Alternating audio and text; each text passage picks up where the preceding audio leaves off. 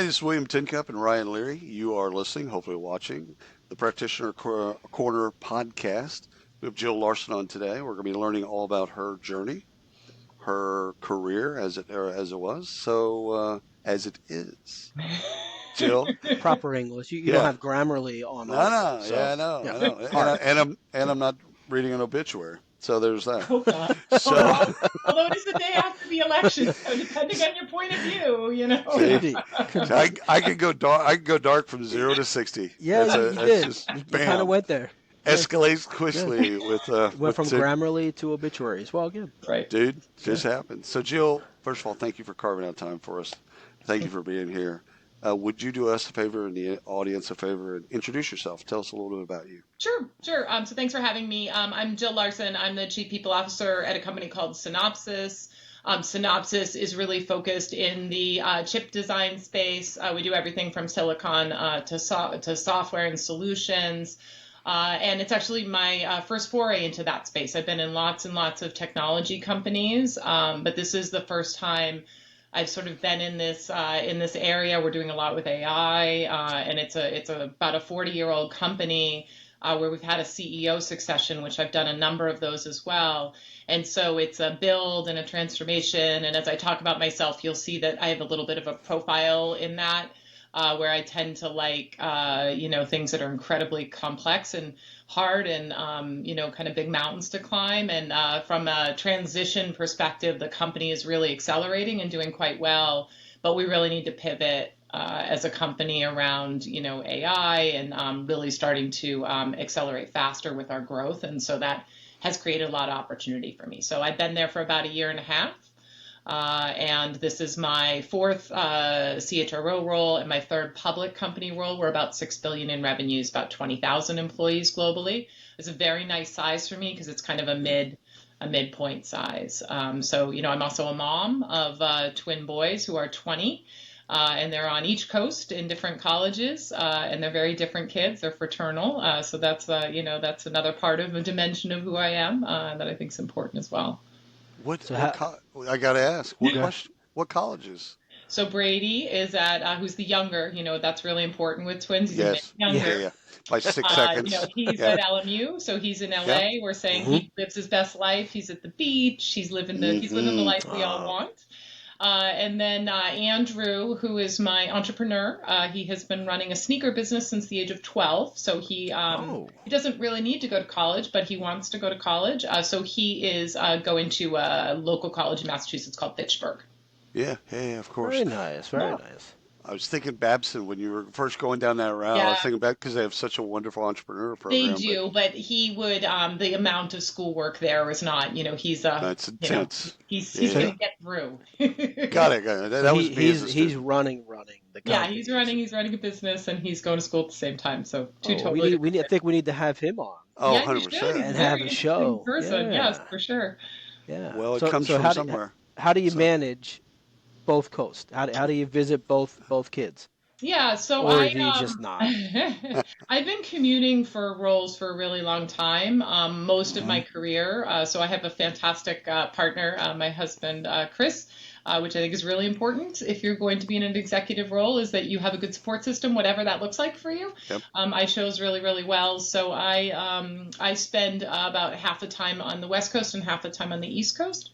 And for me, it's more just the opportunity. Your kids don't really want to, I could hang out in LA with Brady all the time, but he's sort of like, I'm really busy, Mom, or, so, I see him, but not, not the same. I've seen you for 16 years, 17 years, Mom. Yeah, we're good. Give me some time. Good. Yeah. That's right. We'll FaceTime. We're good. Yeah. So I know this is going to take us off. Well, maybe not. It's going to take us off on a different track. Sure. But you mentioned support systems. Yeah. Let's dig into that. That's interesting because I think we talk about that a lot on this show, but maybe not in the way that you've addressed it. Right. We're always talking mentorship and learning and things like that. But talk about support systems for someone that's in executive roles, especially. You've had a long storied career, right? So a long career in executive roles. How does that work? Sure. I think for me, as it became clear, my husband just retired. He's a firefighter. But he had a very stable kind of, you always know what the schedule is, that kind of role. And so Right. as it became clear that my career was really starting to accelerate, we had a long conversation about that. And so when I talk about the support system, it's understanding the trade-offs, and so I wasn't the one that picked the kids up when they were younger at school. And then when I'd show up at school, all the moms would be like, "Oh, where's Chris?" Like so, big fan favorite firefighter, but I think Yeah. it's really it's really important that Oh, it's you. yeah, Could you seriously, leave it's Mrs. like, oh, Larson? but when people say like you can have it all, like I wouldn't say that I've been able to figure that out. So the way I do it is based on sort of how I prioritize things, but understanding there are certain trade-offs and then there are certain things that I don't make trade-offs on. And so I just think that's really important as you get into if you do choose to get into larger roles, the CPO roles, it requires a lot of travel. We're dealing with a lot of, different types of crises. Oh, yeah. Obviously, I mentioned the election. We're going through that right now in the U.S. And so you have to have the ability, if you're, going to be, a parent or whatnot, to be able, or caretaker, to be able to manage that if you're going to be in those kind of jobs. So the reason I've taken the jobs I have, which many of which are not in Boston, where my family has Right. been, you have to have that, and you have to have a great communication but I feel like behind every great executive, ideally, is some great type of support Hmm. system, whatever that looks like. Yeah. Have you ever worried if you didn't travel, your marriage would be different? Oh, that's a really great question. You know what? I might have said that, but then COVID, I was actually at PTC, which was in Boston, and Right. everyone was shoved together in COVID, Hmm. and actually Right. was fantastic. And so for Okay. me, I think I'm lucky, like I've chosen really well, but you also Me really, too. I mean, it's a relationship like any other, you have to work at Right. it, but Right. Right. that's a really, people ask me that a lot, and I don't think so. I think, he's part of my life. Like I have I rent something house in California, but like when I was at Metadata, which is one of the other chief people officer roles I had in New York City, I had an apartment there.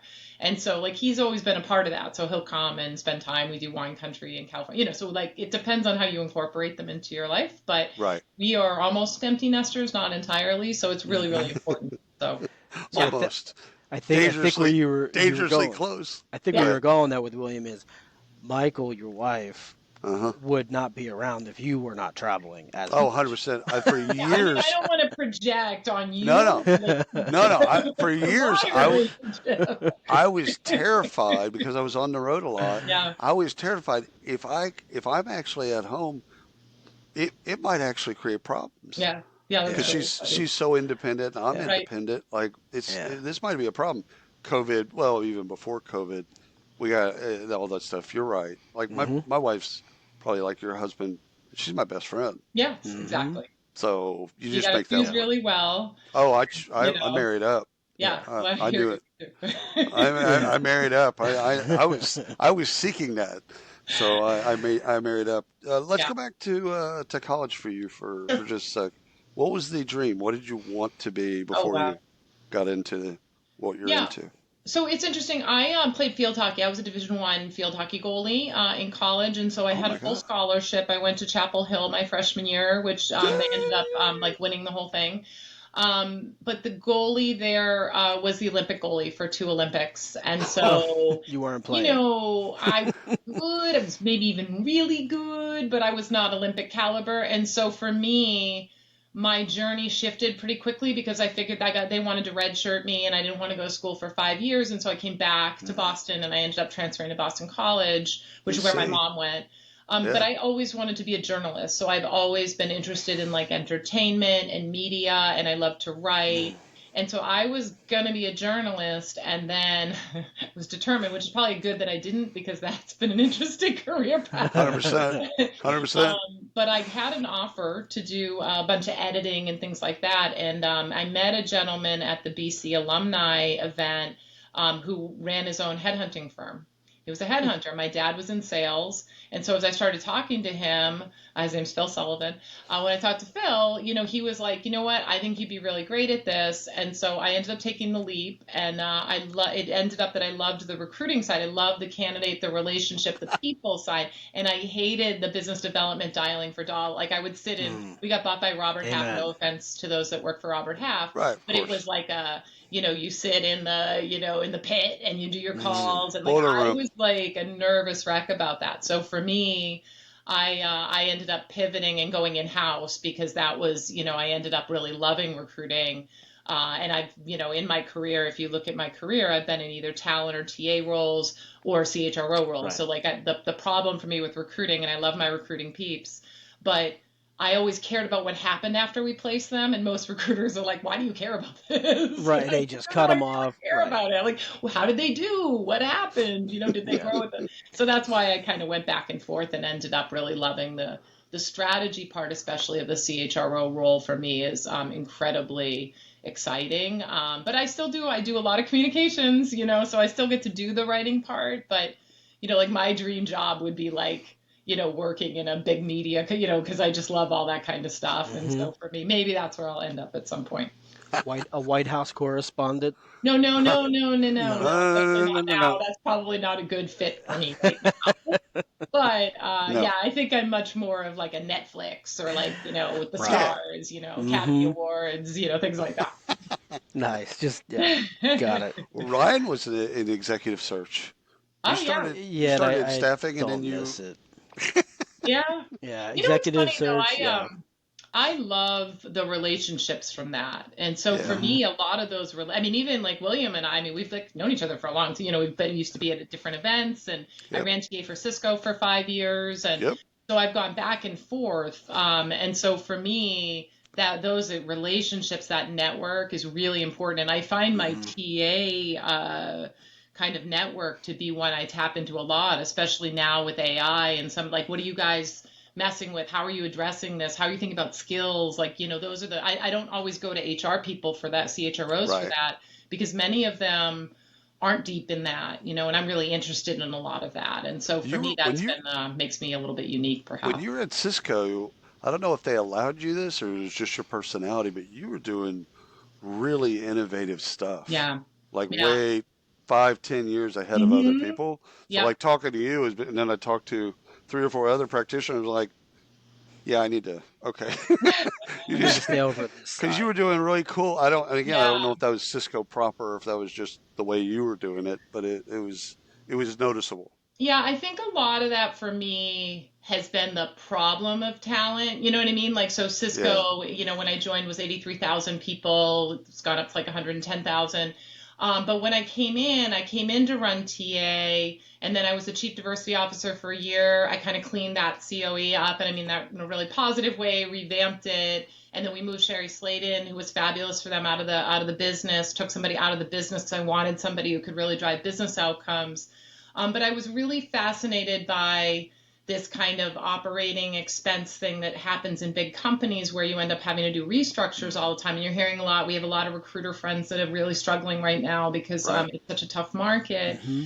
And I was really interested in that problem statement of like, how could I place people fast? Like, how could we get away from that instead of hiring, we were hiring 16,000 people a year at Cisco. How do I redeploy? And so we did something called the Talent Cloud. It was very early days. I actually partnered with EY and a couple other vendors. And now that would be something like a tech wolf or like Right. like this whole skills piece, which very few companies are still doing well despite lots of interest in it. And a lot of that has to do with how leaders hire.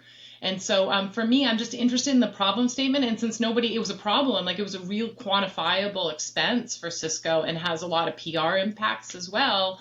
It was something that we kind of went after. And we were just too early, to be honest. Like you wouldn't call it the talent cloud now, but at the time, like cloud was sexy. But it was something that we're still trying to address. Like I'm doing, as I talk about like Synopsys, we're looking at the skill shift and like how there's not a lot of people going into this space in semi and electrical engineering and physical engineering, just all these pieces. And so how do we repurpose people's skills so that they can become very relevant in the future? Because a lot of what's happening, whether it's NVIDIA or with us, or this concept of multi-die, where you're basically taking chips and you're kind of stacking them. It's a very simple way of talking about it, but you still need the chip designers to now figure out that piece, right? So to me, it's the same problem statement. So that's why I do it. I'm really interested in how to disrupt things that aren't really working and that seem inefficient. And then also thinking about access and people working longer and how do we boomerang people back, and things like that. Like, how do you actually create a much more agile workforce? So that's why it's just me and what I'm interested in. I just tend to focus on those kind of things. And it seems that lots of people can't figure it out. I'm not saying I've landed it or figured it out, but there's still some problem statements that I think are becoming much closer in reality now, whereas at Cisco it was a little early days. But there, Cisco is a great innovation. Like I have a lot of wonderful, I was there for 5 years. I loved my job at Cisco. It was great. I met some amazing people, many of whom are now CHROs and peers. And so it's a really cool springboard. When you come up to a problem that you haven't, or we'll say, not that you can't solve, but you hit a wall. How do you break through that? A lot of times for me, it's stepping back and including other people in the problem, because the issue for me is I can't see it. Right. And it's interesting. I was in a dinner with kind of like the best of the best, like these different fellows, and we were talking to them about AI and how you would disrupt the space that we were in. And what was so interesting was they had to think about it in terms of the stack, because they're so, like the smartest people you've ever met, but they couldn't see the world as coming this way. They could only see it, going vertically. And so I took a lot out of that experience, as silly as it was a dinner I went to. And so I think a lot about that, of like, well, who should I ask about this? Like, let me go ask an early in career person, or let me go ask my son, who can take my phone and do a million things with it. And you know what I mean? Like things like that. So I think about, like, who could I talk to about this problem? Who could look at a different, like an engineer, an app developer, or something like that. So that's where I go when I'm dealing with those kind of things, is, there's a lot of not reinventing the wheel. And sometimes it's just that I can't see it because I'm only seeing it from my lens, or what I think the problem is. Half the time the problem's actually different than how I initially assume it is. Well, So in pre-show, we talked a little bit about, we kind of surround ourselves, knowingly or unknowingly, we surround ourselves with like-minded people. Right. And so when you're looking at a problem, if we've got, 7 Ryans in the room, That would be amazing. clearly we would be in a great place. But I can't win for losing. So the thing is we get just 7 of those perspectives. Would be very they track very similarly. So it's almost like the diversification of ideas. So like that early stage person is going to have a vista or vantage point. Yes. A scientist is going to have a different one. Like, just being able, it's almost like the F. Scott Fitzgerald model of like, you know what, we're going to put really interesting, smart people into a room, and then throw the problem in the middle of it and go, what do we got? What was interesting, Joe, about what you said though, is you'll go early stage and someone who has more experience. Oh, absolutely. You're not just saying I need to go with someone who is a mentor type, who's above me. You're willing to go down and get perspectives. Yeah, and I think a lot of it too, though, is a lot of times when I'm trying to innovate on something, it's something that will be consumed by multiple audiences. So whatever it is, whether it's a performance review thing, or, I sent an election message this week in the U.S. and I got a lot of different viewpoints on it. Like, how is this, outside the U.S., how is this land? Because I didn't want it just to be about the U.S., because it was really, there's a lot going on, obviously, You're in a global company. the world. Yeah. But so that's the way I think about it, is like, these are your audiences, or these are the folks that are consuming whatever you're designing. And a lot of what I tend to do are, obviously things that are driving talent strategies of the company, or technology, or trying to solve a problem we're dealing with. So, and then I also go to people that I think are my most difficult customers.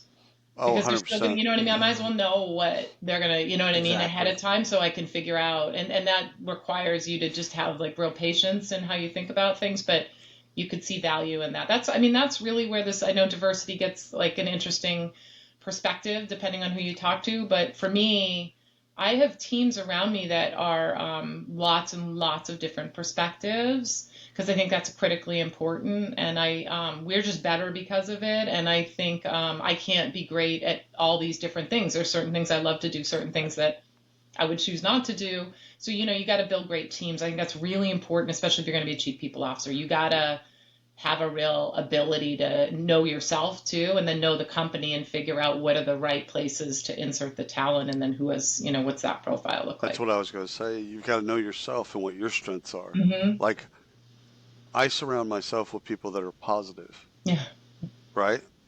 And also that can withstand me. And so like those, I thrive with those people. If Hmm. you put another person like me with me, I don't thrive Uh-huh. because I don't like people like me. Oh, that's so interesting. It's funny. I'm not. This is a whole nother therapy session, but I am not wildly creative. I wish I was creative. Like I love Yeah. your background, William, but Yeah. I'm not. And so like that's something I know about myself. Like I Right. don't, I'll go to people that I think. So I guess for me, that's the other piece is that you need to be aware of that. And then I guess Right. in my job, I got to tolerate. I mean, there's lots of people who think, I mean, I work in a whole company where everybody is, and I mean, the one thing about HR is everybody thinks they're an expert. If I went to them and tried to tell them how to code, they would, even if I could code. So, that's the interesting thing. You've got to just kind of tolerate or navigate that. So I don't get as much, it's interesting, but I'm very thoughtful about how I approach problem statements. I love it. I love it. Let's go back to executive search for just a moment. Sure. Your job after executive search. Yeah, so I went in-house, as I said, and I Yeah. actually went in as an HR generalist. So I went into a startup, Ah. and it was much more TA. So their problem was a lot of hiring, but then there was lots of other things. And it was a Yeah. startup. It was a startup that was acquired by a company. I don't know if they're still around, but they were a consultant company called CSC. And so I Yep. went in-house there. And then I ended up contracting after that. So I contracted at Quantum, which was a hardware company, Raytheon. Yep. And then I moved into kind of one of my first real HR roles, which was really the SunGard. I was at SunGard for 7 years. Yeah. And SunGard is a fascinating company. I came in as a kind of a head of HR for their capital markets, a lot of financial systems group. But it was made up of like 150 founders. So the company got like they were public, and then the Right. company got acquired halfway through my tenure by 7 PEs, including like Silver Lake and BlackRock, and so Oh like my big God. powerhouse PEs. Just drop Yeah. them And in. so they brought in a new chief people officer, and I thought I was going to lose my job. This is always a fun thing. So I just reached out to her and was like, "Hey, I know you're new. If I can help, let me know. If I'm going to lose my job, let me know. Because I got a family and I like commute and I got to." And it ended up that she asked me to do a bunch of the change management and the integration of how we were gonna redesign this company into 4 market segments, which we did. But then I had to rationalize like 110 ATSs, like 100 plus bonus programs, comp planning, because none of them got rid of anything. So all their little startups, they just all I don't even it's Oh funny, I my never really God. thought about it in my own groups. I only had like 10 of them. But Right. it wasn't weird to me that all of a sudden we didn't have like one system. So that's where I started to get into more of this transformational change agent. And then from there, I went to RSA, which is cybersecurity. I was CHRO there, acquired by EMC, now Dell. Yep. And I took a role for a year at EMC. I wasn't there when Dell happened right after I left as the COO of HR. They had a new CHRO, a longtime CHRO, Jack Mullen, retired, and then they moved a woman named ML Krakauer into the CHRO role, who was a business person. And so I was able to be a right hand, but then I got a lot of skills in places I didn't have, deeper in the system, shared services, Oh, experience, cool. comms, G&A. I ran a budget of like $150 million. So like all those pieces of being a public CHRO that I felt like I hadn't really fleshed out in my career.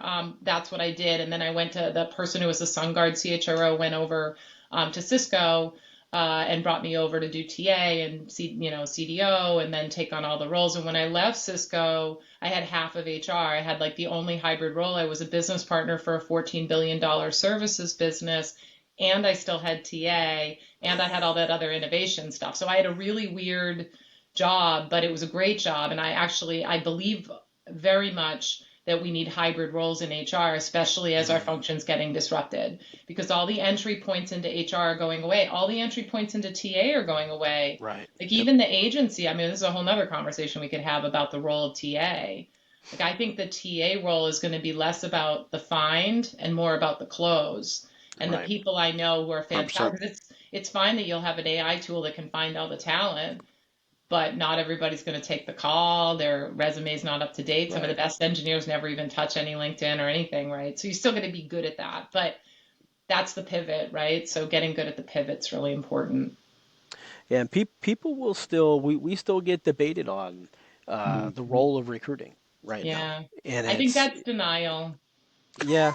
I really do. I You love know you. what? What? I'm like I'm I'm a not That, going recruiter any at my further. core, that's but exactly what Ryan says. it's That's That what true. he's. is That's exactly what he It's that's says. it. true And We he could because end like the call right now, and it would Yeah. be sorry, I'm perfect. so sorry. I love recruiters, but No, no. when I'm the one who has to make the trade-offs, like a third of my budget is recruiting, right? So I just, Hmm. bringing in RPOs, how do I use tools? How do we Hmm. screen better with tools? Right. Bringing in where tech screen AI, like different types of tools, Hmm. the hacker ranks, all those things, like it's diminishing the role of the recruiter. And I'm not saying that we won't always have great recruiters because I have a few of them that are Hmm. fantastic that know the space that I'm in so well that they can pick up they know the whole map of everything. Right. Those folks will always have jobs. But I think like the ones that are just chasing, you know what I mean? Like that's going to go away because we Right. won't need that. We really won't. And so that's, I think, but HR is the same way. Those roles are changing. I don't need benefits administrators.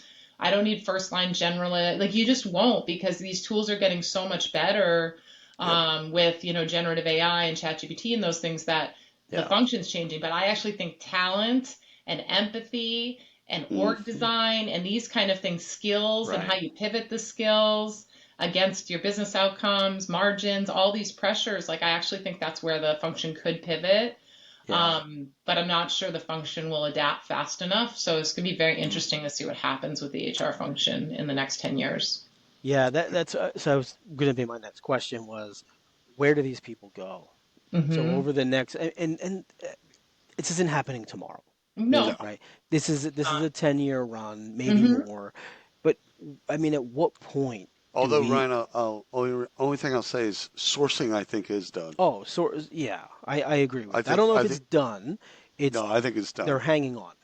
Oh well, yeah. No, the people are hanging on, but I think you can source. You can find the Yeah. candidates You can find the with. candidates. I think, do you know what great candidates are? You could use tools to help you with that. I Right. still think people who are amazing at their jobs, at the Right. like really have deep networks and things like Right. that. I think Hmm. Hmm. those folks will always they'll always land because they're just savvy and they can do Agreed. their own biz dev if they need to find a Right. role. I think these people pivot to talent. If I were them, I would pivot on skills. I would pivot on Hmm. because like this is where it's the butt and seat thing. Like care about what happens after the butt and seat because nobody's doing. Correct. I'm sorry, nobody's doing workforce planning well. This has been a problem statement my Agreed. entire career. The only ones that are doing it well are maybe like the consulting firms because it's all based on capacity planning. Right. But to Hmm. be honest, in any company, like how many should I hire where? When should I walk away from a site?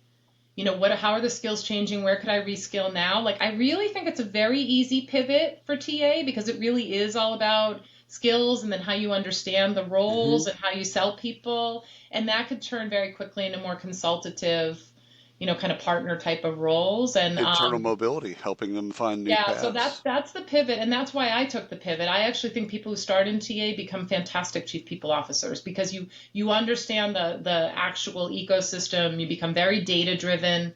You understand, cost per hire. You're always under those kind of things, and it helps you scale when you're dealing with a budget and people who are always asking like, why do you need to invest in? Why do you need more humans?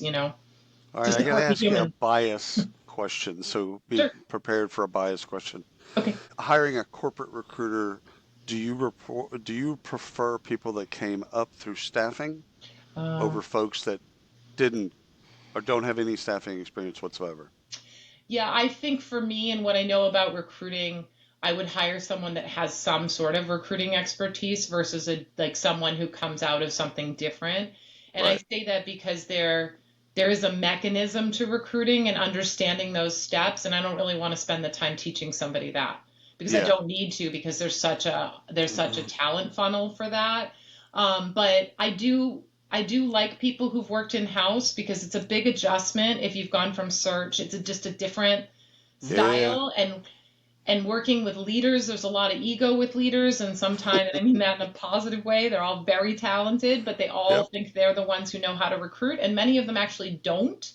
And so you can't just go at that like you would in an agency. You actually have to do more of like the people consulting and push and pull and, you The know, politics, yeah, and understanding the and that's politics. not, I would maybe call it more of influencing. But Yes. but that's the thing. You're always going to have leaders who, that the first thing they always complain about recruiting, right? And so like how they do, it doesn't matter any job, doesn't matter what job I've been in, It's recruiting's very always, true.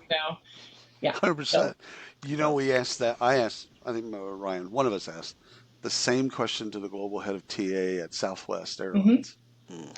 Now he runs his recruiting like it is a staffing firm, I an understand because internal of the staffing firm. volume. Yeah. Right. Right. And it's exactly right. So he prefers people that came from staffing because they have that hustle gene.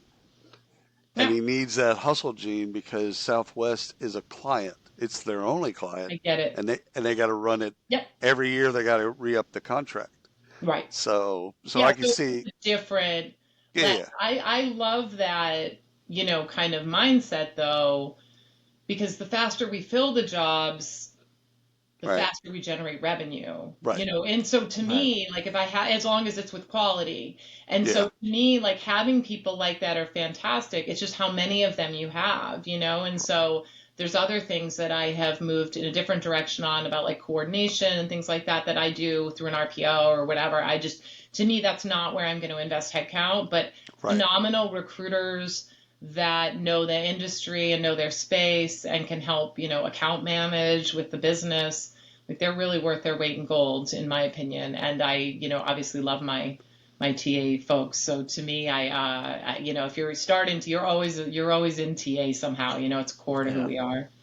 I, this conversation, we're going to have to cut this clip and post it Yeah, because it's going to be so helpful to Oh so yeah. many people. I mean, we know a ton of people. I mean, like a ton that are out of work right now yeah, in Hmm. recruiting. And I don't know this blanket statement. I don't want a blanket statement.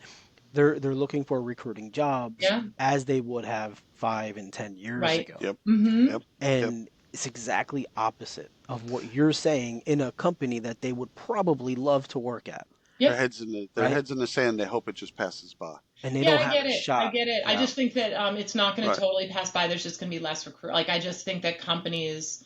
I mean, right, think about this: when when it's a candidate market, there's more recruiters, and when there isn't, there's less. And now you've got AI that is taking some of the like that function. Hmm. It's being disrupted. I mean, that we're seeing it. right. But I think the pivot there, I really would. Many of those recruiters do workforce planning. They look at, so like it's all how you position your Hmm. resume. I think the skills piece is huge right now. We're all like trying to understand how to, so there's just ways to pivot, excuse me, to pivot your skill set that I think would be really important. And then Yeah. the other thing is be humble and go talk to the people you know. I'm actually surprised, and I'm not offering this in the way that it's probably going to land, but like I'm surprised more haven't come at me. You know what I mean? Like, hey Yeah. Jill, like because I can at least make intros. A lot of us can make intros, and we will Hmm. because we care about this That's right. ecosystem because the ecosystem matters and it's a precursor for what's coming, I think, for the HR function. So to me, I spend a lot of time, a lot of the early in career folks are really struggling right now. People graduated college, they can't get jobs right now, Hmm. especially if Right, you're in core functions or G&A or marketing or any of those things, you just can't get jobs. So right. I do a lot with that and like think about going in through internships or like how to get clever on certain things, find something you're interested in and go in that way. And then the market gets better and then you can pivot into your, so just giving them some different, they don't have to take my advice, but giving them some advice I think is always Right. helpful too. Joe, what is your take on mentorship? Mm-hmm. Hmm. Building that circle of mentors. What's your take on that? How do you approach Yeah. that? Yeah, you know what? I had a lot of people that mentored me kind of as I've been growing in my career, and then I do a lot of that. I've been part of different like future CHRO programs and things like that. Hmm. I think that's incredibly important. I do a lot around women as well. We don't have enough women in the C-suite anywhere in the Truth. world, in my opinion. And so I do a lot around that too, around, many of us sponsor a few folks and try to give them visibility and allyship and things like that. And so to me, I feel that it's really important. I think the only thing is that if you're going to ask somebody to be a mentor, like you have to have a set of like, what are you trying to accomplish or what do you want to pick? Because sometimes in those meetings, I feel like I end up having to like help Pull them help out. themselves. Hmm. It's sort of, Yeah. okay, well, Yeah. tell me what Yeah. your perfect job is or tell me what, and just so I think like some preparedness if you're going to ask somebody to mentor you Yeah. is important. And I think somebody you have a relationship with is helpful. I get a lot of people who come out of the like, I'd really love to pick your brain. I have a lot of people who like me to try out all their tools. And it's like, okay, well, I wish Yeah. I had time for all of that, but I Yeah. have to Picking prioritize. your brain is code for I'm just going to waste 30 minutes of your time. Well, most of the time it's salespeople, and I totally understand in Mm. HR tech it's so tough. 100%. But like it's just 100%. sometimes it's out of left, it's out of I left. Yeah. just want I just want you to see the product and tell us Yeah, what we're yeah, doing yeah, and then wrong. you can buy Yeah. it. Yeah, yeah. Yeah. And How almost do send you? your proposal afterwards. Yeah. One follow up to that, and then I'll let you run. Um, if you, how do you find a mentor, right? So, if you don't have a relationship with Yeah. somebody, but you want to ascend to the C-suite or into the path, what I just call you and say, hit you up on LinkedIn and say, hey Jill, love your background. Can you mentor me? Like, how Yeah, does you someone wouldn't do do that? that. LinkedIn is, well, you could. I don't know that it'd be wildly I successful, mean, but this She is not an she open hasn't invitation. This is she not an hasn't open logged invitation for in people. she oh, hasn't logged into LinkedIn in okay. 7 years. What Yeah. I would say is LinkedIn's always a good place to, but you should find somebody that can either make an intro that knows the Hmm. person. But then Right. there's also lots and lots of different organizations. So like in New England, we have the HRLF leadership forums. There's Boston HR Council. There's, so Hmm. join one of those because many of them NERA, many of them SHRM, they all have programs and so you could enter one of those programs. Yes, it might cost you a little money. Maybe your company would pay for it also, because a lot of those credits count towards like university Right. credits Yep. and things like that. But those programs exist. I know Deloitte offers a, next gen CHRO program. So like I would get into one of those. I actually sit on two public boards, and that's how I got into the public board, into the board space, is I started going to like NACD and going Hmm. to the Stanford board program. And in those, you just meet people and it starts to give you some and then letting people know that you're looking for a mentor or do they know a CHRO who can mentor, like that's it's just networking, but that's Right. how I would do it. I wouldn't cold into someone. I mean, you can try, Yeah. but I don't think it'll be as effective. But I think those are also ways to meet people, and many times those people, like a lot of CHROs, go to those programs because there's a speaker or there's awards or something, or it's a good opportunity to just network. And like you'll meet people through that. And it's hard to say no to somebody if you're talking to them and they're struggling. So, Right. kind of use the empathy card. Like I would do that. But there's so many opportunities. You're just got to put yourself out there a little bit. Yeah. Yeah. I have such a different take on mentorship, but we don't have time for it. Okay. Jill, because You don't want to it's know like his take on no, mentorship. it's like an arranged marriage. Again, if you force people together and they're not prepared, both Yeah. Right. sides, Well, some and people they're are not prepared. awful mentors too. I mean, the other thing is make sure you 100%. pick somebody who's actually going to give you good advice. Like, you Well, that gets to I think it should be a luxury. yes. It should be a program that you apply to, that you get into, that Yeah, you're and prepared. there's some You're of both that. There's some of that. I know like the HRLF, yes, I mentored three different people and we did like a cohort and things like that. So there are right, programs that do that. But I think it just depends, yeah, especially again, I think if you're, someone that has challenges with access, whether you're, minority or whatever, right, it's harder, you know what I mean? Or you're a hundred veteran percent, or like, so to me, I feel like there's lots of ways to do that because the barriers are just higher, right? So some people have access to some of these things and some people don't. And so to me, I think about that, first generation, things like that. So how do we make sure that we're giving, like, I'm giving good advice here? Like, I think mentors are great. I think coaches are great. I did chief for a little while. So I yep, think there's all those programs if you want to be a C-suite executive that are very helpful. But I think a lot of it, you just got to be scrappy like anything else. What is it? You have to know what you want to do too. Or if you Right. think you know what you want to do some research on it. All right, last question, and we'll Sure. close out. Advice you'd give your younger self. Yeah. So, what would you say to the person, especially in college? Kids Yeah. are Maybe right listening. out of college, first job. What would you say to Jill? Yeah, I would ask them to seriously think about whether they should go to college. Check. I'm just being honest. I have this conversation Yeah. on all the time. I talk to one of my sons is an entrepreneur, and I'm like, well, why do you want to go to college? Yeah. And some of it's the experience, and some of it is he still thinks it's a good entree, and maybe it is in a lot of cases. Fall back. I think the other thing is find things that you love. And what I mean by like one of my sons loves sports, like he can remember everything about sports. I was like, why don't you go into sports if you want to do sales or you want to do like go into something you love and that you're Mm, going to enjoy even on the bad days. You know what I mean? And so to right. me, especially with gigs and everything, there's lots of opportunities to craft a job now that Mm, is very different than when I graduated, college. And so I think that's the piece that, being able to do something you love and have whatever flexibility you need. Like, I'm not saying everybody gets that, but you do have more opportunity to do that now. So, like, really knowing yourself, I feel like is most important thing. And I think for my younger self, I would just, say, um, I should not sweat. I tend to take on too many things and not prioritize the right, like prioritize myself the right way. And I think I would tell myself to prioritize that a little more. I've gotten a lot better about it, as a mom and with my friends because I travel for work so much. So I really try to network and just take that extra 5 seconds to check in on somebody. But I don't think I did that as well at the beginning of my career, and I probably could have had a lot more fun. And I would say take risks. You know what? I took a lot of risks in my career, and it wasn't linear at all. And so I hear a lot of this now where it's like, I have to have this title or I have to have a VP hmm, title. And I'm like, but you're getting paid that way. Why do you care what the title is? And people Right. believe this concept of a career progression. And I yeah. would say that's probably one of the biggest mistakes. And I think I thought that too for a while. And now that I've done lots of different things, it brings me like I'm such a better operator as a result of that. And I wouldn't have been that way if I didn't take some risks and maybe get out of like, oh, I have to take a step back in my title to then do this. And I had to do that when I left Cisco. I had to start in small companies as CPO to kind of get back to the kind of the Yeah. size that I wanted. And that Take a step forward, you step had to back kind of to put go your forward. ego at the, you know what I mean? It's like, well, what do you Yeah. mean? I was an SVP, like the world doesn't care. Like, Yeah. it's not how life works sometimes. You're starting over. Yeah. Yeah. Awesome. You've been wonderful. Thank Yeah. you so much, Amazing. Jill. Thanks for Thank carving out you. time for us and the audience. We just appreciate you. Oh,